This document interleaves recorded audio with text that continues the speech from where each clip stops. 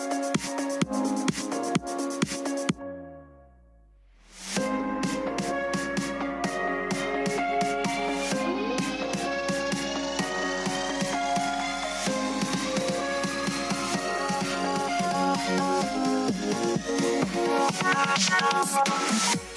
episode of the Pu'u Muay Thai podcast is brought to you by pmtlifestyle.com, authentic Muay Thai lifestyle by Pu'u.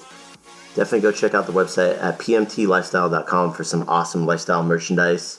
That's for those of you out there either involved in Muay Thai, looking at getting involved in Muay Thai, and embrace a healthier lifestyle to live the life of Nak Muay. Go check it out. We have Dave and Tiffany Moore of the Old Guard Thai Boxing Club in Austin, Texas, right? Yes, sir. Awesome, man. Yes, sir. So thanks for jumping on the podcast today. Just I thought it would be cool to connect with you guys. I like both of you. We met at the Muay Thai Business Summit up in Elk Grove, and right before the pandemic, right? Yeah, right before the world exploded and then collapsed and tried to rebuild itself, man. Yeah, it's nuts. Yeah, you guys both went to Thailand recently, right? Yeah, we did. We went out in November, and I went out there for about just over 4 weeks, and then Tiffany met me the last 2 weeks I was there. Eye-opening, man. A lot of good stuff out there. Is that your first time out there? That was my first time training out there. Tiffany and I went out, I want to say probably 10 years ago or close to 10 years ago, just to kind of bounce around to the islands and do touristy stuff. But as far as training went, that's all we did this trip. I think I saw that on there. And man, it's definitely, you guys have done a lot, just like it seems with Muay Thai in the past. So that's cool. You guys are able to finally make that trip over there. Yeah, it was one of those things that I felt like I needed to do. I don't know that it was so much from a credibility standpoint and starting a new gym, but more so just to get that experience. I've been with one gym for a good 7 years and been wanting to do training in Thailand for some time. The opportunity presented itself and I had to take it, and I'm glad I did. Oh, yeah. And the cool thing about being out there too was, we got to obviously train with the Thais, but we trained with people from all over the world. So, just seeing how Muay Thai was interpreted in like Germany and South America and all these other places, it was really cool to notice the differences, and also, it makes the world so much smaller. It was like, cool, you live in Germany and this other dude lives in, but we're all doing Muay Thai, Yeah, and it's almost like a hostel in the sense that like everybody's kind of coming together, but it's around Muay Thai, right? Yeah, exactly. So, like give you some perspective. So I've been doing trips over there since 2008, like that, where I'll be there for like 3 weeks, 3 months, stuff like that too. So it's like you end up meeting a lot of people that way. And it's good for networking too. So if anybody's listening out there on like Apple Podcasts later or anything like that too, or Spotify, if you're thinking about going, you'll hear from me. I'm sure Dave and Tiffany will verify on this, but you should go. I haven't had a more valuable travel experience in a long time, man. And if anybody's listening, their passion is probably with Muay Thai as well, I imagine. So, I mean, if you're this far into it, yeah, you got to go. Yeah, it's important. We have a student over there right now. He's been training just under a year and cashed out in some Bitcoin. He's like, hey, it's opened up, right? I'm like, yeah, I can go do it. So he's over in Bangkok right now, our sister gym that we've been going to for a long time over there. So he's going to be over there for a little bit. I think he comes back. He's only there for like 3 weeks, but he's never been. He's by himself. So I'm proud of the guy for making that venture. Oh yeah. That was kind of me too. I felt very alone for the first couple of weeks I was there, and then I started to fall into the routine of training AM and then PM, sleeping, eating in between. And then when Tiffany got there, it was just it was a relief to have a familiar face, but at the same time, I was having such a great time. It was just kind of an added bonus to have her around, Yeah. Well, did you guys get to do any sightseeing or anything like that while you're over there? That's what people have been asking. Like, no, honestly, we didn't. We went to a temple. We met a guy, really nice dude, Chris. If Chris ever hears this, Chris from Germany. We met him at FA Group, and he took us out to some temples in Bangkok. That was really cool walking around. He's got a couple little local spots he likes to eat. So as far as like sightseeing went, it was more like food adventures and going to a temple. I mean, I can get down with that too, man. Food, if you're a foodie, Thailand's definitely like a good place to be at. I can 100% vouch for that. Oh man, there was an 80-year-old lady that was on the way home from FA group every day. I would stop by after AM training, and she had the best chicken hearts on the skewer. Ridiculous. Oh, I think I saw you post something on Instagram about that. Like, if you haven't tried chicken hearts, try them, something like that. Dude, I was eating off skewers for 4 weeks, man. If it ain't on a skewer, I'm not eating it. The only thing we kind of did do is we flew in and out of Phuket. So we had to go back to Phuket before we came home. And we went to like Phuket Elephant Sanctuary. It was like 20 minutes outside of town. That was incredible. Like that was such an amazing experience. But yeah, other than that, our quote unquote touristy stuff was like going to the mall to like the 7th floor or whatever and eating all the yummy food. Really, it was like a food touristy thing. That's the only fun stuff that we did. Was that at MBK? I want to say every floor had like a different like city theme, city or country, like Venice. Oh, a country theme. Oh yeah. That's oh my God, that's Terminal 21. That's it. Yeah, Terminal 21. Yeah, right there in Asok. Yeah. And I got to tell you, man, all bets are off when you're training twice a day. I was eating everything in sight. Yeah, you still lose weight, right? Oh yeah. It's insane. It makes sense. You're like, dude, this is why they don't have as many weight issues over here, and why these guys can fight so small. You see them like, this guy's huge. How the fuck does he make that weight? And you're like, oh, got it. Like after you're there, you're like, okay, I get it now. All the running and all those different things that you end up doing over there. But yeah, that's a good experience to go down to. Did you guys take like the subway there or the SkyTrain? We took the SkyTrain, and our friend Chris from Germany, he was our navigator. He knew how to get everywhere. And then we had another buddy, actually that used to train with me out here in Austin. His name's Rami. Rami's been living in Chiang Mai for just over 2 years, maybe 2.5 years. And he's setting up shop in Thailand. He's not coming back. We're super proud of that guy, but yeah, he came down to Bangkok and hung out with us the last week we were there, and he is all about the food scene, so we were just bouncing around, eating everything in sight with him. Yeah, he took us to the mall, and he took us to a bunch of his different restaurants, or his favorite restaurants in Bangkok, and he took us on the SkyTrain. So, I mean, really, we had guides pretty much the whole time, which we were really lucky to have. Yeah. Well, I mean, that's how everybody learned their way around there. So it's kind of like you see the lost foreigner, and you're like, hey, man, you need to get out of the gym and go explore a bit. I'll show you the way. Yeah. It's we got a better lay of the land now, man. Exactly. Well, are you guys gonna go back? Yeah, the plan is this is for me the way that we're looking at this is continuing education. I mean, the sport changes, so much. In the U.S. we've got a lot of growth and rule sets and better judging, better refs, a lot of good things happening over here. So for us, the plan is the short answer is we want to do this once a year. Cool, good, man. Especially how Dave mentioned, like with the focus in the U.S. being more towards traditional Muay Thai. That's what we're working towards. What better way to learn it, and to really embody it than just seeing it from the source instead of trying to piece it all together here and there. So I agree. We're super excited about it. Good. I tell people all the time, it's like if you're gonna be in Muay Thai for a long time, like we encourage our students. We had a couple of student training trips over there too. Like where we brought our students over, we trained for a couple weeks to do like 1 week in Bangkok, 1 week in Chiang Mai.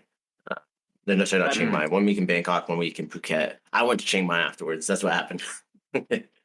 But it becomes like a good, just kind of like touch roots. And again, it's networking. It allows your students to see a bigger picture and stuff like that too. So just the kind of value that brings for them. It's like, oh shit, like, I see, they'll understand more what your vision is for what you're trying to do too.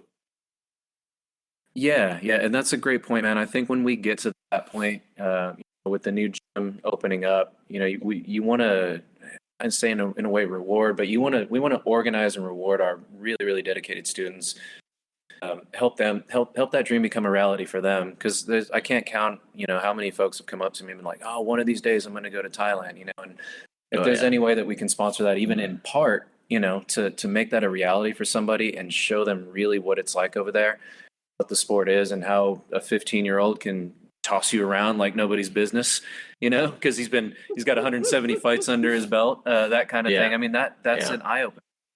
Mm. Yeah. I think the whole process is daunting for people too, like just the planning of it and the getting the paperwork together. Like when Dave went over, we had to submit so much paperwork because it was right in the middle of COVID. So hopefully those restrictions will be lifted around November, but even just helping folks with the planning of it and break it down and demystifying it, I think that'll help a lot of people get over there too. Oh, for sure. And Tiffany, I want to back up real quick. What makes you say November? Do you know something? Oh no, that's kind of when we actively planning. So we're hoping like by then, okay, me too. The world gets back to normal a little bit. I don't know anything. We're just hoping, optimistic. Okay. I'm like, what's the inside scoop? Come on now, spit it out. No, I totally understand, because for me, I was doing like, I'd either be there for a couple months or I would do 2 trips. I'd do a month like at the beginning of the year, and a month like mid-year. So it's like, for me to not be there for the past couple of years, I've been freaking like, I miss everybody. Like my students there posting pictures, and they're asking about you. Like the kids are asking about you, asking where you been and all this stuff. I'm like, oh man. And then he posts the food too, and then I'm really dying at that point. Man. So hey, how are you guys' dogs doing? Good. Well, I think since we last spoke more in depth about the dogs, we actually lost the 2 that we had probably when we knew you. Oh shit, man! Or when we met at the conference. Yeah. Anyway, that's okay, man. Yeah, I mean, they were older and they had a really, really good life. So we were stoked that we were able to give that to them. But yeah, man, we got a new one. We got a little boxer girl. Her name's LB. It was kind of like the pandemic. We lost our 2 right before then, right around that time. So we reached out to foster, and we got this foster girl, and that's all we wanted to do. But we knew really quickly, man, that she was going to stick around. I don't think we wanted to admit it, but anyway, now we have 1, and we're probably getting another one, dude. Good, man.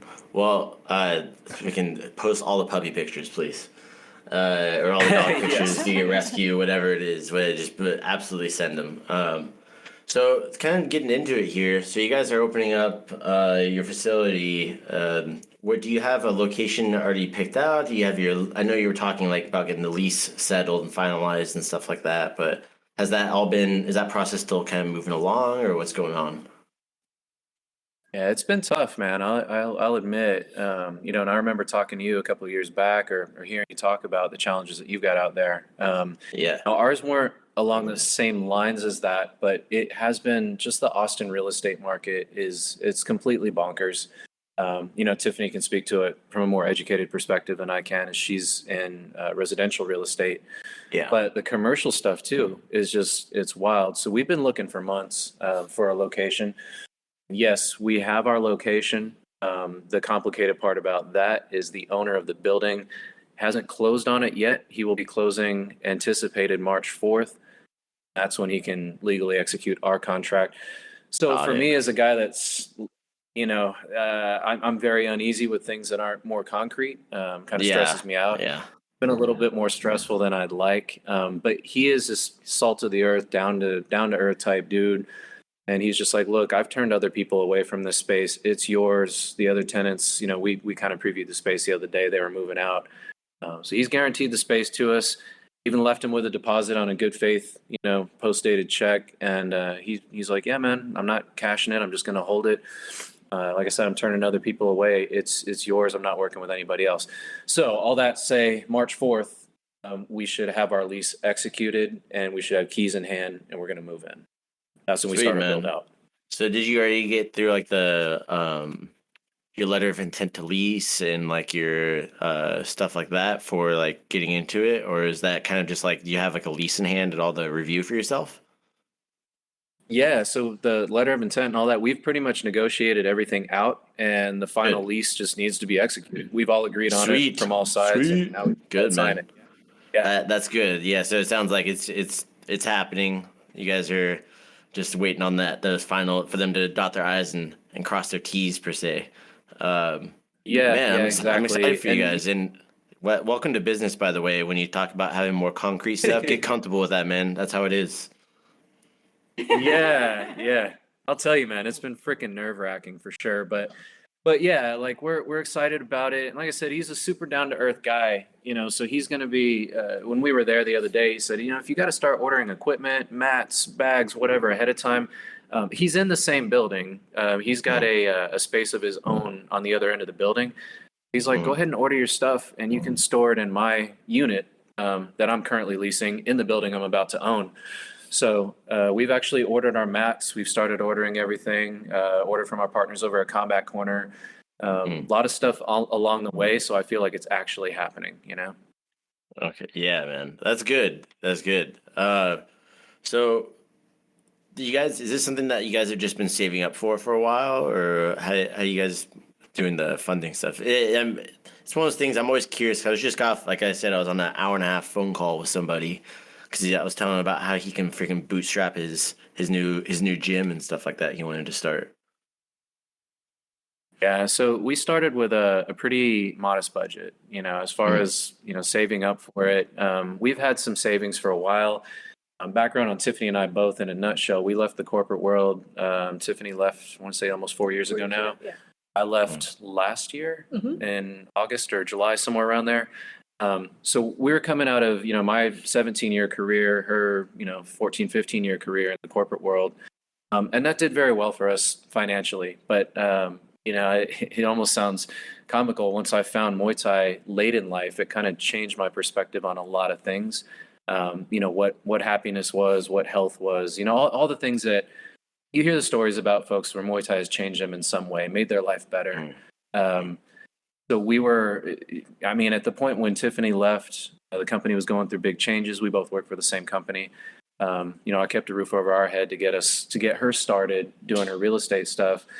And then as it came close, you fast forward 3 years and I'm in the same spot she was as far as like not really enjoying my job anymore. And on the flip side, really, really enjoying Muay Thai and coaching, doing privates and working with people and, sharing that love that I had when I started and still have. That fire hasn't burned out, not a bit. So I guess the funding for it, where we kind of put it all together, we had a lot in savings just from, working the corporate world.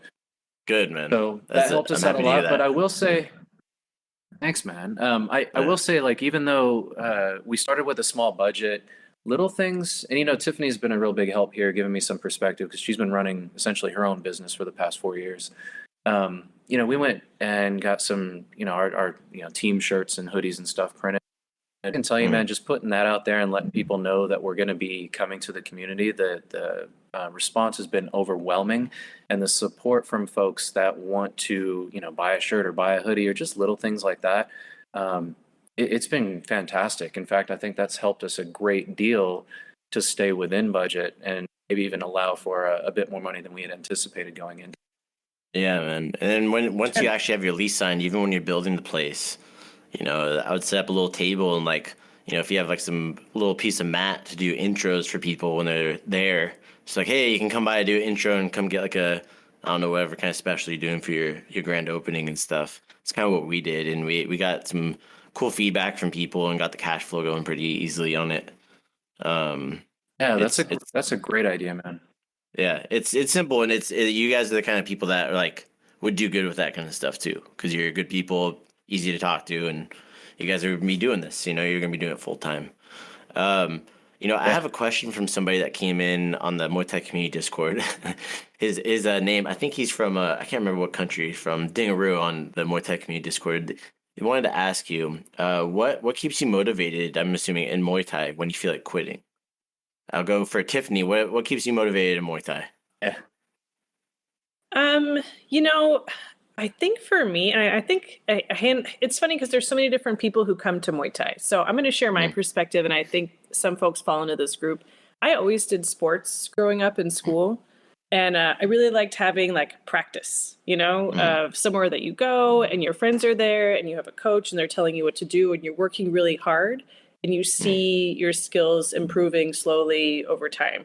I think as we grow into adulthood, you know, we don't have like sports anymore. We don't have tests. We don't have things to prepare for, to like, you know, work towards and get those notches in our belt. So it's kind of been my part of my drive and how I stay sane of like, okay, I'm always working towards something. So if, you know, if I don't want to go today, fine. If I don't want to go for a few days this week, that's fine. But if I stay out of the gym long term, my skills are going to start deteriorate. I'm not going to be as sharp. And when I do come back, it's going to be harder.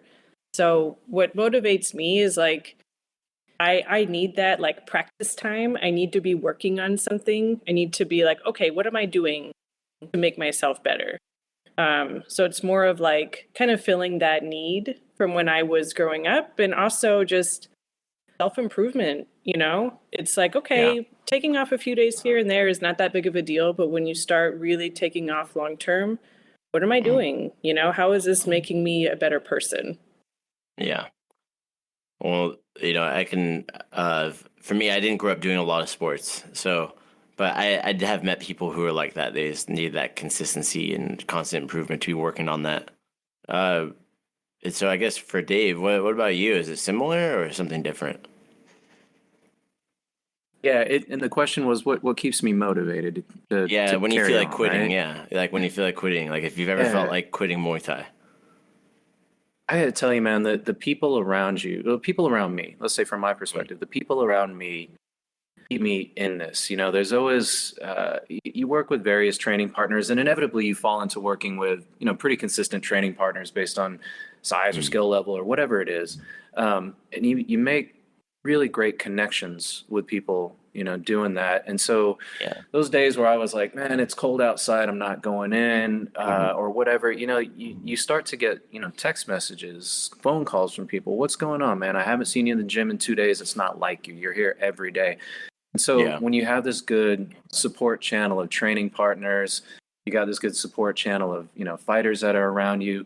I'm always learning something new, you know, and you think Muay Thai is at its core. It's, you know, you got 8 limbs and punch, elbow, kick, knee. There's so much more complexity to that, and there's so much more that you can pick up from working with different people.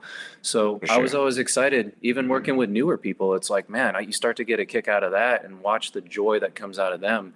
You know, when you show them something that somebody else showed you at one point. So it's just this constant evolution of education and wanting to create a good peer group and be a part of a good peer group that encourage you, you encourage them. Physically, like when you are smashing pads or whatever, you're in the ring and you feel like you don't have it in you. That's when I look to my coach and my team and say, hey, you know, like you've taught me to dig deep. You've taught me to look inward and really find that strength. And that's something that I don't know that I outright had, you know, that cold heart, that persistence to dig deep and go. So that's something that's been kind of like drilled and trained into you, you know, into me. So, you know, physically in that sense, less mentally, the physical aspect of it, I think really comes from, number one, going back to that same peer group that will support you, but that can ingrain that in you to keep going. Yeah. So, you know, kind of going into that, like, how did you guys get started in Muay Thai? You know, for both of you, Tiffany and Dave. This is a good one. I'll try and keep it brief because I get all emotional. I'm sure you can go. I'm sure you can go for a long time on it. I'm the same way, man. So yeah, no, to keep it easy, like I'd always liked Muay Thai. I thought, you know, not knowing really what it was beyond like watching it on YouTube. I thought it was chaotic but beautiful, right? I would watch these stadium fights and you know, whatever channel I could find on YouTube as it passed through. You know, my feed to be like, there's a Muay Thai fight. Looked like pure chaos, but it looked amazing to me. And I'd felt that way for a couple of years, and it was kind of like a backseat thing. And then one day I got home from work, and you know, my routine was sit on the couch, have a beer, watch some TV, cook dinner, hang out with Tiffany, and then inevitably we'd, you know, crash, go to bed. So that routine was affecting my health, you know, and Tiffany's always been really active. She's a marathon runner, triathlete. I didn't really do anything. Oh, no shit. I Yeah, yeah. I didn't know that. I was always on the yeah. side. I was always on the sidelines supporting her, watching her cross the finish line. And on that note, she just finished the Austin Marathon this past weekend. Congrats. Yeah. What was your time? Oh, it was 4:36. It wasn't the time I was looking for, but it was very difficult. It's a marathon finish, man. Oh yeah, no, it's good. Yeah, exactly. My brother is not to marginalize it, fucking running on concrete stuff like that is freaking hard, man. My brother's doing a 100-mile ultra marathon race coming up here. Gosh. So I was supposed to do it with him, but I had a partial tear in my calf and my Achilles. So I was doing too much. I had Angela Chang was out here, and I was getting too excited and trained too much on top of my running load, and something popped, and I was like, oh fuck. So I'm just now getting back to running. I'm doing like my 5Ks, and so I'm doing like my 3 and 4 mile run. So it's good to know. Yeah, even though you're doing that.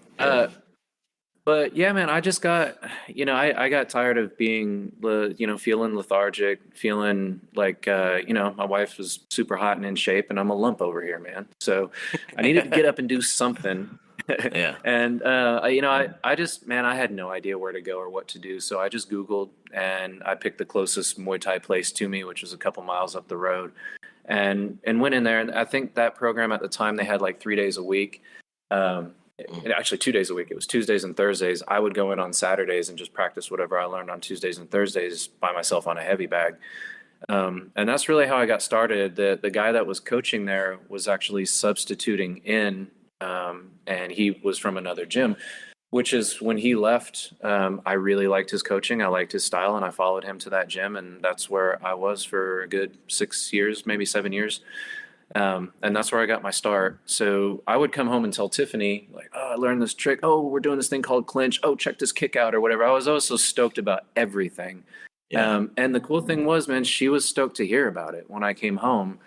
So, fast forward through a couple years of me doing that, not even that long, maybe a year and a half. Mm-hmm. And she's just like, hey, I'm going to go in and try this with you. And she came in and she started working like kettlebells and stuff during our weight training. And then it was just like, hey, stick for a class. And she was in. Fast forward a year later, and she's in her first smoker and KO'd a girl with a needle liver. It was beautiful. Yeah. So Tiffany, like going into that, I know we got the TLDR version over there from your husband. Like, what was your perspective like when your husband's coming back? Like, let me show you this kick. Let me show you this thing that let me clinch you. Like, what the hell? Like, did you did you have an idea of what like Muay Thai was or? No, I had no idea. Like he said, we worked at the same company, and he texted me one day and he's like, I'm going to a Muay Thai class tonight. I was like, cool. What is that? And he's like, this is something I've always wanted to do. Like, I had no idea. So it's funny when he would come home and show me stuff. It was really cool, but it was cooler to see him be so passionate about something, because like we've had hobbies before. And before that, we used to homebrew beer, and we homebrewed for like 10 years pretty much before we started Muay Thai. And Dave has always been someone that jumps into something like 150%. Like, he doesn't do anything halfway. And so like I could tell that he was really like already jumping in, and it was really cool to see him be so passionate about something and to want to share it with me too. And I really didn't want to step on any toes. I wanted to give him his space. Like, listen, if this is something that you love and you need this space for you, I'll give it to you. Like, take it. But it was really cool that he wanted to share that with me too. And it's something that we do together, and we talk about together, and we watch fights, and we talk about training and strategy and stuff like that. So it's really cool that we are able to share it, not just, in the training aspect of it, but it's like the core of our life right now. We are opening this gym, and we've been training Muay Thai for a year. It's amazing how far it's taken us, just from something I was like, I don't even know what Muay Thai is. And he's like, yeah, I've seen it. I don't know. Jean-Claude Van Damme, I've always wanted to do it. Just like, okay, cool. Let's jump in. It's totally... My man, dropping the Van Damme on us. Dude. Dropping Van Damme on us. There it is. You gotta watch Bloodsport, man. you know you're in the 30 and up crowd when you're dropping Bloodsport and kickboxer, man. Hell yeah, dude. Hell yeah. So Like that's really awesome, Tiffany. And it's like I'm always curious what the perspective is from like a spouse's standpoint. Like when they come in, they're like, "Hey, there's this thing called Muay Thai, and this is the kick." And you're like, "Wait, what are you doing?" Like from people that don't know what it is. Like it's just it's definitely that's a unique perspective for sure. I think you'll end up relating that to a lot of people that end up coming through your doors for sure. Yeah, that's true. Because a lot of times it comes in like one spouse will come in and they're like, "Oh, I'm bringing my husband or I'm bringing my wife or whatever." And it's like, I know, I see what's happening. I know what y'all are doing. Yeah. It's like we get people that come through the doors all the time. And they're like, "Oh my, yeah, I'm coming here. My wife doesn't know what I'm doing." It's like, "Oh, like you should at least bring them in so we can meet them." And they understand it's that like, you're here and she's always more than welcome to come hang out or whatever. Not necessarily train, but just kind of like be part of the team without being part of the team, I guess you could say. Yeah. Cool. We've got a lot of people because you get I'm sure you've seen this in your guys' time, the jealous spouse. There's you spend all your freaking time at the gym. And it's like if you're married, you have to. There's a compromise, right? So it's like I can't tell you how many times I've had quick conversations with students because of that, and it's like I understand it, but I found that if I just invite them in, their spouse in sooner, that the likelihood of that conversation coming up is much less, and it makes them both much more happier because then they're much more comfortable coming in and just hanging out. Yeah. Yeah. So that's a good perspective, man. Yeah. Yeah. It's just something from like the past 8 years doing this stuff. Like from you guys, I can see that being something that would be a very strong point for you guys with your new academy and stuff too. Yeah. So what prompted you guys to start your own place? So man, the just for us, our mutual mentor and crew Pat, I've leaned on him a couple times, just talking to him about business stuff, and we were partial owners in the last gym that we were at as well, and just looking at the growth that's happening in Muay Thai in the States it's tremendous. It's really something that. Now, I don't know that you realize unless you have a more, I don't want to say global perspective of it, but I think Crew Pat helped structure my mindset around what Muay Thai could actually be, and the necessity that exists for growth. And so, when I look at, training options in Austin proper, it's like we've got a really good gym up north, we've got a really good gym down south, and, there's really nothing in the middle. I don't say there's nothing in the middle, there's plenty of places to train. But thinking about the kind of environment that I wanted to curate, that Tiffany wanted to curate, what we can share with people, everybody wants to have their own brand and their own program and their own way to kind of share that love of Muay Thai. Sure. And so, we were looking at it from that perspective and saying, hey, if you're looking for a pure Muay Thai program, maybe not an MMA gym or a Muay Thai program in a BJJ gym or something like that, but a pure dedicated Muay Thai facility, the options are kind of limited, and I think more people are looking for that. They're not, in fact, I was just talking to a guy the other day that was talking about, he left his MMA gym because they were, harping on him for not coming to the ground game classes. And he's like, I just wanted to do Muay Thai. That's all I wanted to do. And, they were giving me a lot of hell for it. And so that's just a one perspective from a conversation I had with a guy, but yeah, when you look at the dedicated facilities for Muay Thai, we could use more of them. And I think Austin was in that. For sure. Austin was in that category, that state, and that point where people need more options to train. And like I said, we have a perspective. We want to give back to the community in our way as well. And it was important for us to share that knowledge and that love that was sparked in us so many years ago. Mm-hmm. Yeah. I can understand having strict like Muay Thai training facility is important. It's like literally our place that we ended up landing in Santa Barbara. Like you heard about our Marine Ryan's leasing woes, trying to get a lease in Santa Barbara at that business summit. So we landed this sick place, but here's the catch: is there's literally an MMA school next door down the basement. Oh wow! And they've been there for like 10 years, man. So it's one of those things that. They have 10 plant jiu-jitsu out of there. They have, they used to do like Sanda, Sancho. They're cool people, But it's like, we got this place. I'm like, okay, well, I haven't met these guys, so I'm going to go say hi. And just like, hey, man, like, I couldn't pass up on the place. Like, no, I don't blame you at all. I looked at it too. And, just talking to them, it's like, hey, I'm like, I just told them, hey, we're not doing anything else. We're only doing Muay Thai. Like we're not doing jiu-jitsu. We're not doing MMA. It's strictly Muay Thai. So like, yeah, there's some crossover competition, but the thing is, they have their established following that's going there, and their programs that they've established for the past, they've been around a long time. And then, for us, we're only doing Muay Thai. So it was like, yeah, they're the same, but it's like having different flavors. It's like you have different restaurants next to each other. It's Yeah, like you have a Thai food place and an Indian place next door. It's like they're both Asian food, but it's like this one Southeast Asia, the other one's like, Indian Asia. So no, and yeah. that's just right, man. I mean, we've got a lot of very good schools and a lot of connections that I've made in the community here in Austin. And Tiffany and I really have both made, and there's just so many good places to train. I mean, you just look at like how many actual dedicated Muay Thai facilities are there. I mean, yeah, that was one of the main drivers for us, is just saying, hey, let's fill the need in Central Austin that doesn't exist right now. For a dedicated facility like that, and let's give people options. Good, man.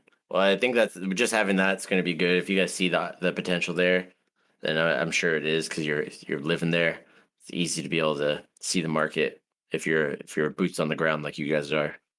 Um, and going into for all Muay Thai and stuff like that. I think the last time I saw you guys was at TBA. Were you guys at TBA? Yeah, I was at TBA. Tiffany wasn't there for that trip, but I was at Yeah, TBA. You but actually refed my fighter Spencer's fight yeah. against Simonelli. Yeah. Yeah. That's what it was. I couldn't remember if you were in the corner or not, because that whole like 4 days was such a fucking blur, man. I officiated 100 fights. That is crazy, man. So What an event, though, and yeah, it was so smoothly run too. yeah, they did a good job from the fighters' perspective and everything like that. What do you guys think about the standing 8 counts that they were giving? Like how they decided to do the standing 8 counts? Well, I guess from my perspective, as I heard, that I get it from a safety perspective. They were, For sure, I do too. I hate to say giving them out like candy, but there was a lot of them going out from what I saw. But I appreciated it from the safety standpoint. As I understood it, unless it was a real, hard knock that deserved like I don't want to call it an official standing 8, but they weren't really counted against you per se. Is that true from where you were at in that? Yeah. So like but here's the thing is where I see it in like a rules scenario is it gets murky when you say that if you have 3 of the standing 8 counts that the fight's over. Mm-hmm. So that's where I'm like, okay, so where does that weigh in on the scorecards? So like I can see it, like it's easy for me to see, but newer officials, man, and they had a lot of new officials, they're getting very confused because they're not used to like, hey, I have these hard set rules, cool, and I know those pretty well. Awesome. Now I'll start adding in new things. So then you get a new official, then you add the ambiguity, if you can even call it that, of that kind of scoring criteria. It can get kind of weird. Hey, Yeah. sorry, give me 1 second here, guys. Hello? Hello? Yeah, may I ask who's calling? I have no idea who that is.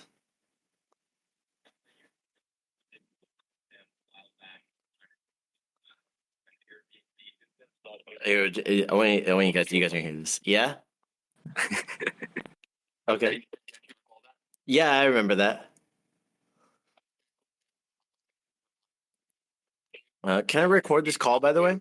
Can I record this call? For what purpose? You're live on a podcast right now, man. Say hi. Really? Yeah, dude, I'm talking right now with one of my friends in Texas. Now's not really a good time. Yeah, so that's what you're on for here. So what are you calling about? What's up? Yeah. Yeah. Manager on his student success team. Okay. And,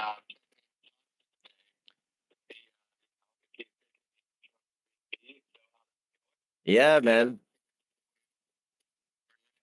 Yeah, I love the book. I actually handed it on to somebody else. I will reapproach it. You guys should follow up in a few months, man. All right. Yeah, follow up in 3 months.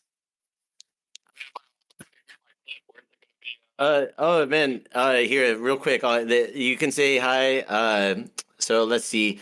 It's gonna be on Spotify and it's on Apple Podcasts. See, this is guys, Anthony, Tiffany. This is my life right here.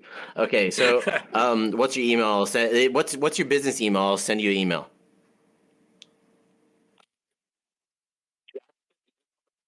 Yeah, that's what I said. Business email, man. Well, yeah. How about that? So my email I can give you. You have my email on file, right? Don't read it out. Don't read it out. Yeah, go ahead and just go ahead and send it over to me. Cool, man. I'll send that over to you. Okay. All right. All right. Take care. Have a great day. All right. Bye bye. Sorry, guys. I was waiting for an important phone call. That was not it. But That wasn't it. that was not No it. worries, That man. was not it. No, no. But I said I would entertain you guys a little bit. Sorry. Let's get back to where we're at.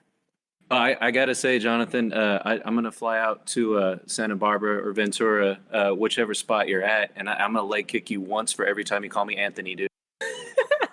Dude, why did I call you Anthony? You know, I have a student named Anthony Moore too. So that's the thing, Dave. I have a student named So Anthony. far, you owe me one. So okay, one. I will proudly eat it, and we could post it in slow mo. And it has to be. So you have a whole leg that's tattooed in black, right, Dave? I do, and that is my power leg, sir. Okay. Dude, okay, so it has to be with that one though. That's my only requirement from you. That's my only requirement. 100%. I will proudly take that. because we met during an exercise where we talk about remembering each other's fucking names. So Yeah, that's true. so totally will eat it, man. Totally will eat it for sure. Well, and with that, the invite's always open. We do have a municipal airport here in Santa Barbara, and it is beautiful. It is a nice escape from the craziness. So when you guys gym's up and going, and you need some away time, you're more welcome to come out here and come say hi to me and Ryan. Oh yeah, That's man, awesome. I would love that, dude. Yeah, thank you, Dave. Appreciate it, brother. So, yeah, again, don't have sympathy on me either when you throw that thing. I'll eat it. Okay. No, I'm serious, man. Save this clip. You can dish it out to me. Be like, you said you would do it. I'll be a man of my word. This is I'll gonna make be sure to do my syndicated squats all and everything black. like that. Sweet, man. Well, I want to come out and I've been meaning to visit Alex out there in Austin. I know it's a lot of space, so now I have another reason to go out there and go see your guys' new facility once it's all popped up and everything too. Yeah, absolutely, man. I reciprocate that all Yeah. day, man. You're more than welcome to come out and hang and bring a couple students, man. We'll have some fun. Yeah. So, I know, like in Texas, what's the sanctioning stuff like out there? We're talking about scoring and all this stuff with these standing 8 counts and whatnot. But like, what's the sanctioning like in Texas? I don't really know too much about it. I know it was kind of like Wild West for a bit. Yeah, and I think it has been for some time. I'm coming into this with, I say, a relatively new perspective of like the past 6-7 years. But the TDLR, our regulation board out here, I think they're starting to get hip to Muay Thai. And I say that because we just took a fighter, actually my guy Spencer that you ref there at TBA's. He fought last month out in Houston, and it was. Jonathan Harris put on the promotion. Basically he put on the promotion. It was really good. It was first of its kind as far as a pure Muay Thai event went. So everybody was really excited about it, and it went really nicely. There was a couple of the guys that I had talked to that said, "Hey, the refs out here, the judges side, they don't really know Muay Thai yet, but they're learning, and so they're looking at a lot of this from like scoring boxing." And so I don't know that there was any really upsetting decisions or calls or anything, but I think it's a good awareness to have, I guess just to be adaptable to whatever rule set they might be judging on. But the push for actual Muay Thai scoring, I think this next event we've got coming up in March, for the same promotion there with Jonathan Harris, is going to be good. The matchmaker in that, Bobby Peak, who was my first coach that I had in the last gym, he's made some shout outs out there that the reffing and judging is different. So I'm hoping that's going to be positive for Muay Thai scoring. I think he said that they're going to be Muay Thai rules. I think that's like moving forward, those productions are going to be judged based off Muay Thai rules. That's my understanding. So it's definitely growing. That's good to know, and I'll say this from what I saw in California. So my instructor was in charge of, he's a Thai guy, he was in charge of training CSAC officials here in California, the athletic commission here, on Muay Thai rules. So with that said, I can tell you there's a lot of people there that should have sat in on the seminar that showed up and said, hey guys, I'm here, put my name down, and then they would take off. Because they'd just been there for so long. Oh, yeah, oh no, indeed, but it's just, oh yeah, that kind of stuff definitely happens. And you'd see these names come up constantly, like, oh, this person's making these bad calls. It's like, it doesn't surprise me, like the continued education aspect of it, I think, is important because a lot of them came from, boxing, kickboxing, MMA. And they're like, one of the things that, like, you think about a disconnect that I heard was, and the commissioner was there, is before Andy Foster was in it. And we were talking about, like, hey, when you break in the clinch, you have to say stop. You have to put your hands on them, like press into them. And they said, well, they should just stop when we say stop because they're supposed to obey our command at all times. Like, hey, that's good in theory. In boxing, it's a little bit different, But in Muay Thai, you could say stop. One guy hears you, another doesn't, and someone's getting cut up with an elbow, and the fight's over. Yep. So it's like there's different ways. And then the commissioner stepped in. He said, hey guys, just so you know, this isn't boxing. If you want to stick to boxing, that's fine. But if you're gonna be doing Muay Thai, you gotta set the donuts down and get in shape because you're much more hands on. I was like, I like this guy. Yeah. So it was. You're gonna see it. It takes time, but over time things get a little bit better. And like California, they're bringing in some officials for professional. It'll get a little bit better, but it's gonna take time because these older people, man, they're like old like dinosaurs, man, and they're eventually gonna, they're gonna retire, and they need new people to take over. So that's why it's like, for me, I kind of got involved in it just by accident through proxy, and I think it's important for everybody to understand those rules and regulations, going into that kind of stuff, and maybe you guys end up being some of those people that help them learn that education. Oh yeah, man. And that's it, thinking about that in itself. It's one of the things that, like what Pete's doing up there, educating people, up north, Pete with TBAs and putting on those reffing and judging seminars, which by the way, I wanted to go to. The timing's been bad on those. I'm going to make it up to one of those someday. But just the little bits that I've been in and around, and, like I talked about at the beginning, the growth of Muay Thai as a sport in the United States, it's growing exponentially. So I think that shift is inevitable, man. Like the proper reffing and judging is on the horizon. And I think we're just going to see more of that push for proper education and proper reffing and judging under Muay Thai rule sets, which is just going to be beneficial to everybody. And that's one of the things that we really want to push with the new gym as well. Those somewhat intangibles of balance, of style, of technique, the things that we would call in the West intangibles, they look at in Muay Thai in Thailand is like, yeah, that's a good score. We're going to get there eventually, man. Well, like the thing is with Muay Thai too, and this is something that I always like to talk to people, and it's always shared with me, is you have to remember the three people, they're not scorekeepers, they're judges, right? So it's like you think about they're literally judging the fight. It's purely subjective. Yeah. When it comes down into it, and it's based upon the criteria and stuff like that too. And I'm not gonna name the ring official. I gotta give a shout out to him because he's getting a lot of flack because of a recent UFC call, and it's just like, hey, that's his perspective on it. And he got called out by another top ring official in MMA, and told him to get back to school. And it's like, it's always a constant learning process, man.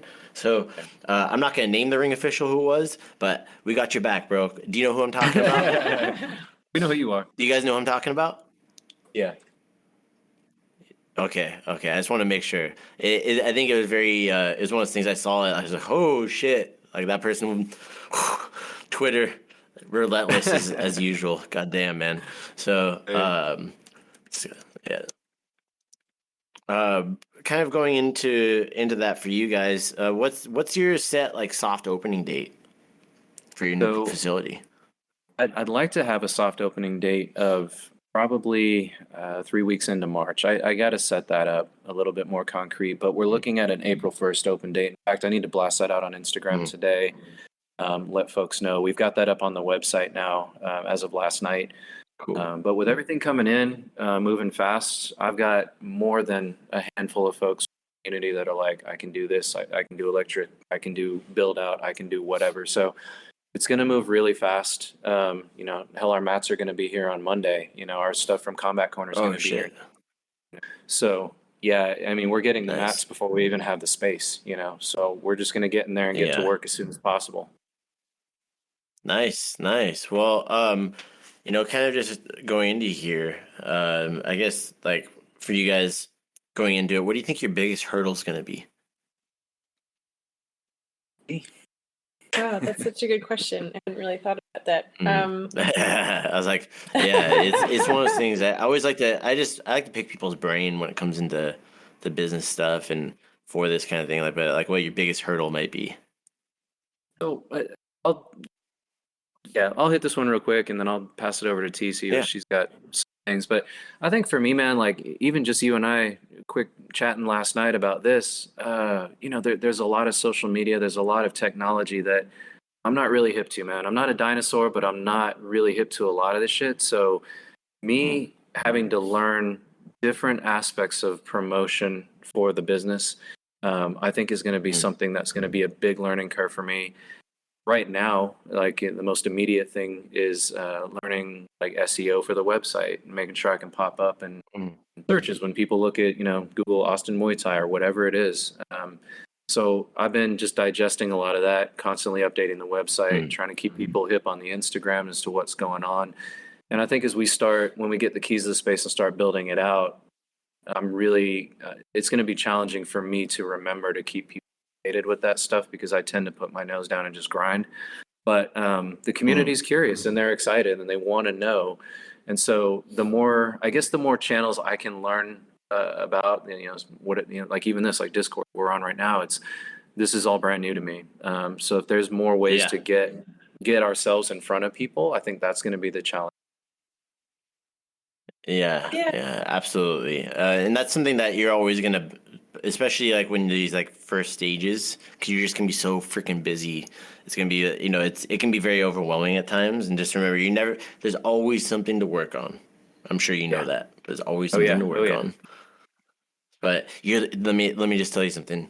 You're probably the only one that really cares and really notices it. You're gonna have people who mention it sometimes, and it's more of them just mentioning it like in passing. For you, you're like, oh, crap. They see it. They see the blemish in the paint or whatever it is. But it's that's how I am. When I think about this kind of stuff and other people I've worked with. So that would be my advice on that. Just get comfortable with that it's going to be a constant work in progress. Yeah, don't be too hard on myself. Yeah. Yeah, man, for sure. So you said, so Tiffany, what about you? What do you think? Yeah, I think, hearing Dave talk about that, I think piggybacking on to what he said, I think it's just the volume of things that need to be done and the manpower that we've got to do it. So when we opened up the other gym that we had with our partners, my real estate business wasn't really that busy at the time. And so I had a lot of time to do like the admin stuff and get our software set up and really do all the back end work for the gym. And now I just don't have that time. And so that's all going to fall on Dave to kind of pick up those items and do the coaching program and the marketing and all that stuff. So I kind of just worry about the time and the stress on him to do a lot of that. But luckily, because my real estate business has been growing, I've been able to learn about, ways to offset those tasks and people that can help and things that we need to do ourselves versus things that we can hire other people to do. So I feel like I'm delegation, good. Yeah, I'm in a good spot where I've learned how to, hire outside and let go of some things to make sure we're on the right track. And so I can kind of take those lessons that I've already learned and pass them over to Dave for him to use for the gym. Well, sweet. That's good. Yeah, it's definitely the time thing and learning when to delegate what you can push off on somebody else's plate, even if it's temporarily until you get somebody trained up to do it internally and stuff like that too. Like it's a constant learning process too. So that's definitely it's good. It sounds like you guys are going to do freaking great out there. How can people find you? So we are on Instagram at the OG Thai Boxing Club, and we're on Facebook too, just because might as well. I don't really use it, but we're on there if anybody wants to find us there. And then on the website, it's all the W's, and then the OGThaiBoxingClub.com.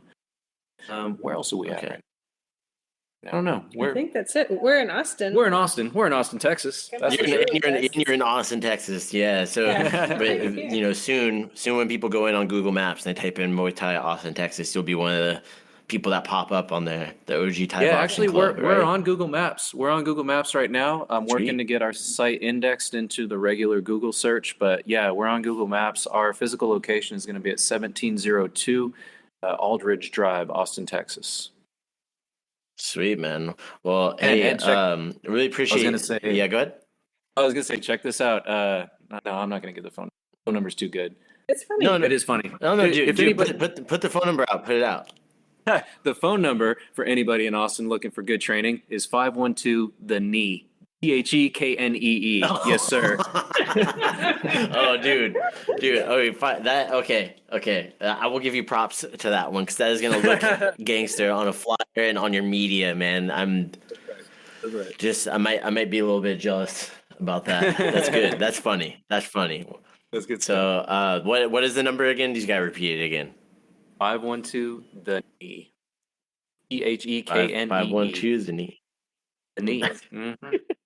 I had to do it as a clinch fighter. I had to do it. Oh, dude, I think it's just integral to work any of that stuff in that you can. Hey, it's free. It helps with the advertising, you know. Well, thanks so much for coming in today, guys. For anybody that's listening out there, go check out Dave, not Anthony. I want to get another leg kick. I want to take one, man. Go check out Dave Tiffany Moore's new academy. The Old Guard Thai Boxing Club in Austin, Texas, going to be opening up here in March, April 2022. I'm sure you guys will look back on this time at some point. You'll have this podcast, be like, man, I remember that time in our lives when we went through that. So thanks for jumping on and just sharing your guys' story, man. I appreciate it. Oh, yeah. Thank you for Tiffany. Hosting, man. All right. That's it today, guys. Thank you so much for tuning in. If you guys are listening on iTunes, please go leave a review. It means the world to me if you enjoy the content, if you like hearing about all stuff that has to do with Muay Thai and what we're doing.